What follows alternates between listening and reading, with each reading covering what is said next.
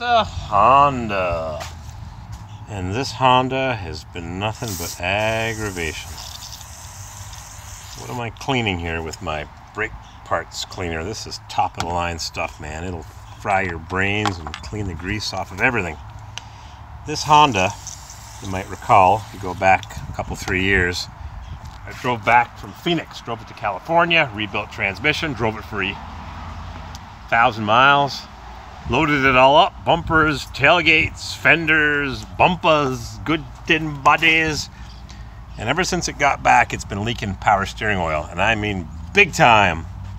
So I said, well, as soon as it gets nice outside, I'll fix it. Well, yesterday it was 90, and today it's 60 something. It says almost 70, but I'm shivering.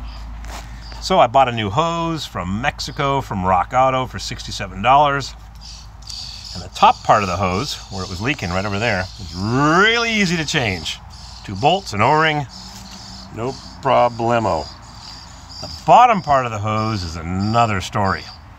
It is, and I'll show you the old hose. I said to the rabbi, I'm fixing it for the rabbi, I said, I don't know where the other end goes, but this is by the passenger side of the rack and pinion, and then it goes all the way behind the engine mount, up and around, and into the front of the rack on the driver's side.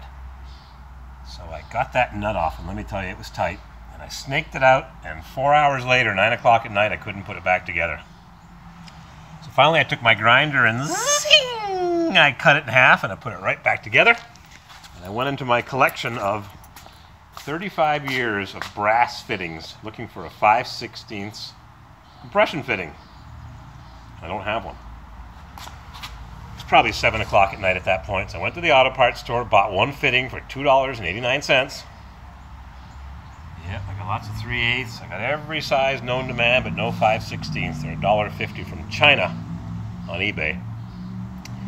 So I put it on, and 9 o'clock at night, I cranked that baby up.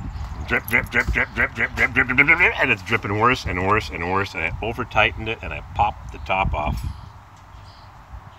Yep. Pop the top off it. I could have tightened it after, but no, I wanted to get it right the first time, and it's just above the catalytic converter. It's really hard to get to. So, how do you take the nut off? Well, you can't, because the ferrule is in the way, the olive. So how do you take the olive off? You cut it with a grinder. But that presents its own out of focus problems, because it's compressed into the steel. When you hit it with the grinder, you can't cut the brass without cutting into the steel. So I did manage to, geez, those birds are noisy. I did manage to get it off, and I snipped off another 1/4 inch of the steel pipe because it's attached to rubber, it's flexible. And I put a new ferrule on, and I found in my vast collection of parts a steel nut that had different threads. So back I go to the auto parts store. This time I go to Napa. And it's $5, $4.89 for another one of these that I just paid $3 for last night. But I guess my time is worth something. Not much, but something. So I crawl underneath, and that's what I'll do with you right now. Put the light on. I crawl underneath this thing for the umpteenth time. Look at the cardboard. That was clean last night when I started her yesterday afternoon. I crawl underneath. I'm bleeding to death. And there it is. And the threads won't go on. I don't know why, but I took it apart before I cross-threaded it and ruined it. Then I have to take off this side to get the ferrule, and you can't get the grinder in there, and you gotta hit the ferrule just, and it's hard to because it's compressed into the steel. So, made sure the threads weren't mangled. Put it all back together again. There's a new one that I bought, but I used the nuts off of it. And there's the little bolt that holds the bracket on, the over-engineered Japanese. And I put it together.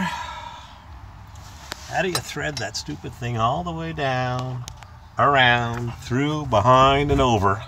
Getting it out's easy. You just pull it, pull it, pull it, and then it winds around, and it ends up in front of the steering rack, right over, where's my finger?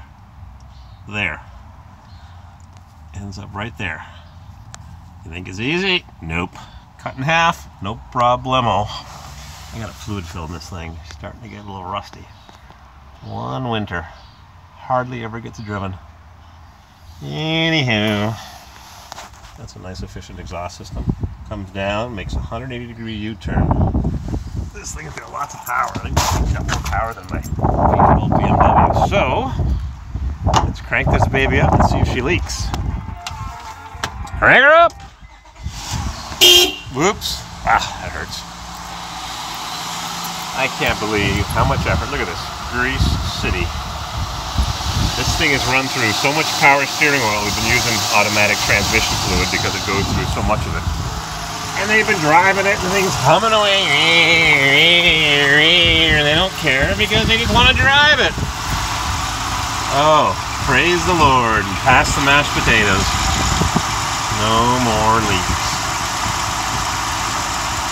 Isn't that a beautiful thing? Oh, it was just pouring out last night because I popped the top off. So now I'm going to put the plant back on. There's our $2,000 transmission. $1,200, $1,400, $1,700, $2,100. Yeah, highway robbery. Look how smooth she runs. My brother had one of these brand new. His was always noisy. They rebuilt it. It was still noisy. Made in Thailand. The Japanese build a good vehicle, but this Honda Odyssey had its problems with the transmission. Yeah, salsa.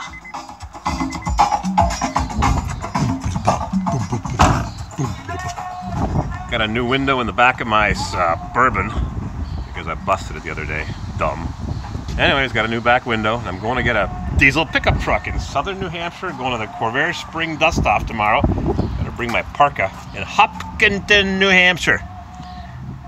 Going to pick up the truck Saturday afternoon, and Sunday at Saratoga Springs at the state parks back at the old bottling plant for a car show. I'll be there shivering in my t-shirt. You should have seen my arms yesterday, covered in grease from going up and down through the power steering hose, down, around, blah, blah, blah, blah, blah, blah. Way too complicated. Crank that baby up, Corvair.